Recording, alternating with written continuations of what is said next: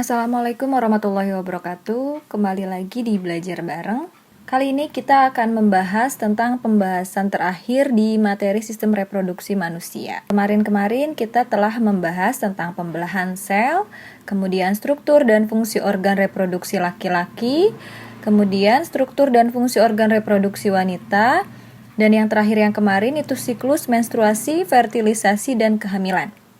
Materi hari ini kita akan membahas tentang penyakit pada sistem reproduksi manusia. Apa saja yang akan kita bahas? Itu yang pertama tentang penyakit sistem reproduksi manusia.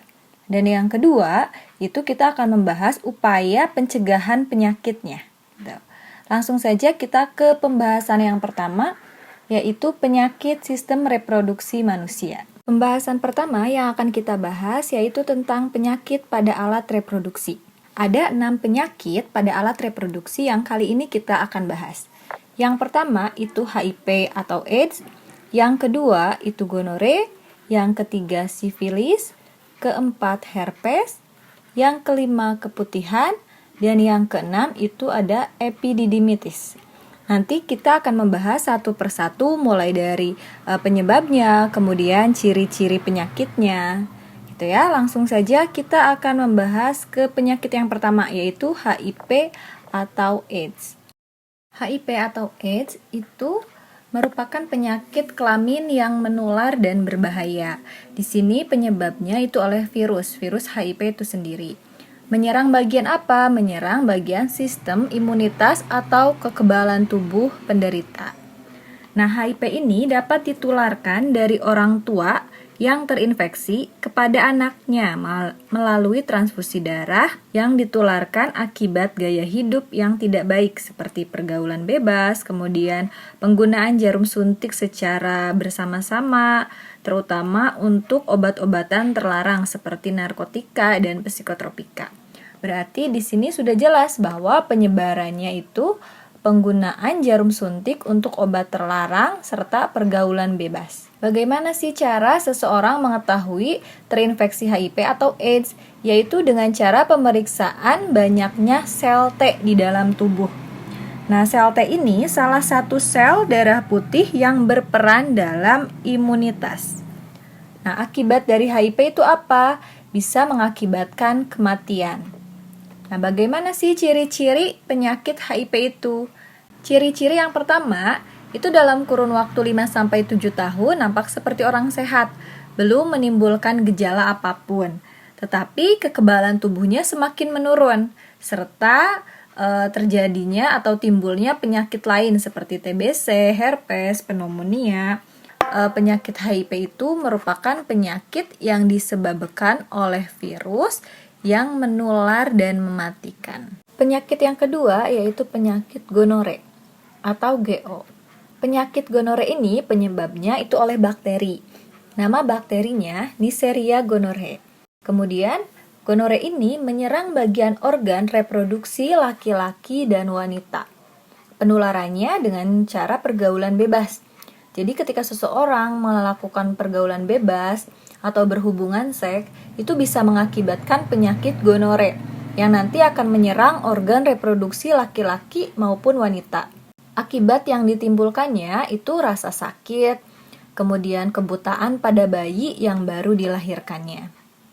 Ciri-cirinya, timbulnya rasa sakit dan keluarnya nanah pada saat kencing pada laki-laki, serta keputihan berwarna kuning kehijauan pada perempuan. Penyakit yang ketiga itu sifilis atau raja singa. Ini penyebabnya oleh bakteri. Nama bakterinya itu Treponema pallidum. Sifilis ini menyerang organ reproduksi laki-laki dan wanita. Penularannya dengan pergaulan bebas, penggunaan jarum suntik untuk obat-obatan terlarang. Ciri-ciri sifilis ini timbul luka pada tempat masuknya bakteri atau di sekitar alat kelamin. Ini nanti akan menyebar di sekitar alat kelamin. Kemudian dapat menimbulkan kerusakan organ tubuh lainnya.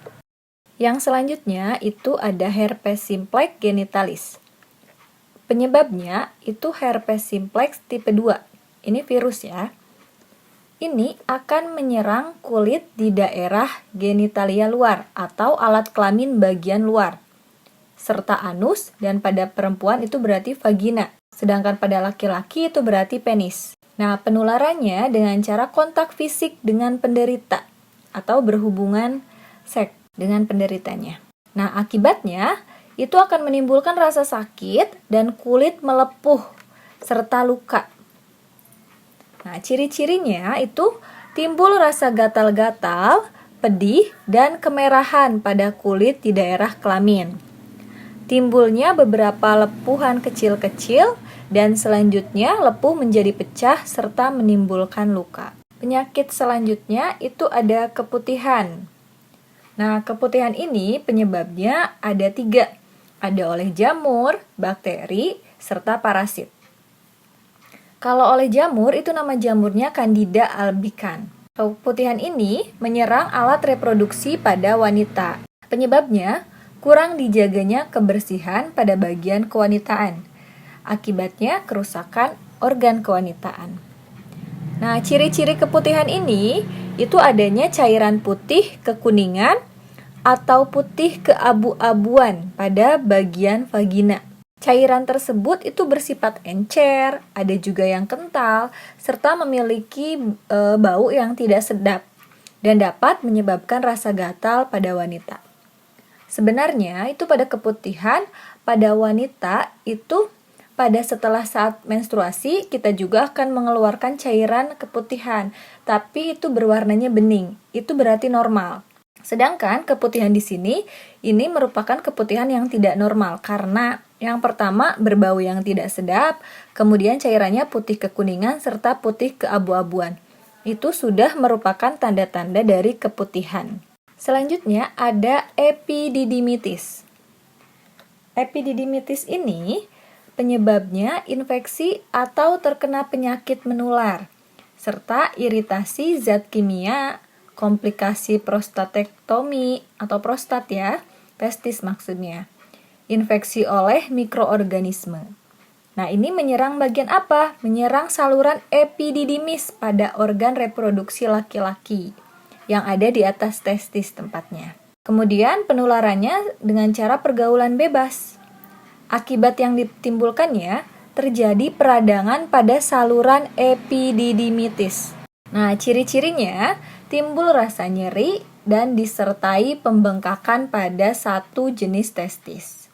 Jadi testis kan ada satu pasang ya, berarti 2 buah. Nah, nanti akan timbul pembengkakan pada salah satu testisnya. Kemudian ciri-ciri yang kedua, keluarnya nanah pada uretra, saluran keluarnya urin dan sperma. Kemudian yang ketiga ciri-cirinya terdapat darah pada semen atau cairan sperma. Nah, yang dikeluarkan laki-laki saat ejakulasi itu kan cairan semen. Nah, pada cairan semennya terdapat darah. Pembahasan kedua pada video kali ini yaitu cara pencegahan penyakit pada sistem reproduksi manusia. Yang pertama, itu membersihkan alat kelamin bagian luar dengan bersih. Yang kedua, menjaga alat kelamin selalu kering karena kalau lembab akan menjadi tempat bakteri. Jadi setelah kita membuang air besar ataupun membuang air kecil, kita harus mengeringkan bagian alat reproduksi kita. Yang ketiga, itu gunakan celana dalam berbahan katun dan lembut serta menyerap keringat, tidak terlalu ketat. Yang keempat, itu potong rambut di sekitar organ reproduksi jika sudah panjang. Karena kalau misalkan rambutnya sudah panjang, nanti akan kondisinya menjadi lembab dan menjadi sarang bakteri. Yang kelima, itu rajin olahraga dan konsumsi buah dan sayur. Yang keenam, itu mengganti celana dalam itu 2-3 kali dalam sehari. Jadi supaya tetap kondisinya celana dalamnya itu bersih. Yang ketujuh, mengganti pembalut minimal 2-3 jam sekali. Yang kedelapan, itu hindari menggunakan sabun pembersih di daerah kelamin dan panty liner secara terus-menerus. Karena kalau misalkan kita secara terus-menerus menggunakan sabun pembersih, pada organ kelamin kita itu akan merubah pH-nya. Sedangkan kalau terlalu sering menggunakan panty liner, itu nanti akan menyebabkan lembab di daerah alat kelaminnya. Yang kesembilan, itu menghindari minuman beralkohol dan menghindari rokok. Yang kesepuluh, itu paling penting jangan melakukan pergaulan bebas. Karena faktor yang paling utama dalam pencegahan penyakit organ reproduksi kelamin, menghindari pergaulan bebas maksudnya ya. Karena dari pergaulan bebas itu bisa saja nanti penggunaan narkotika, penggunaan jarum suntik secara berbarengan, atau transfusi darah yang sudah terkena atau terinfeksi penyakit kelamin yang mematikan gitu ya. Sedangkan penyakit kelamin itu banyaknya yang menular. Jadi, poin paling pentingnya kita harus bisa menjaga diri kita dari pergaulan bebas, maupun buat laki-laki ataupun perempuan. Cukup sekian pembahasan dari sistem reproduksi manusia. Terima kasih telah menonton videonya. Jangan lupa untuk subscribe, komen, dan like ya. Wassalamualaikum warahmatullahi wabarakatuh.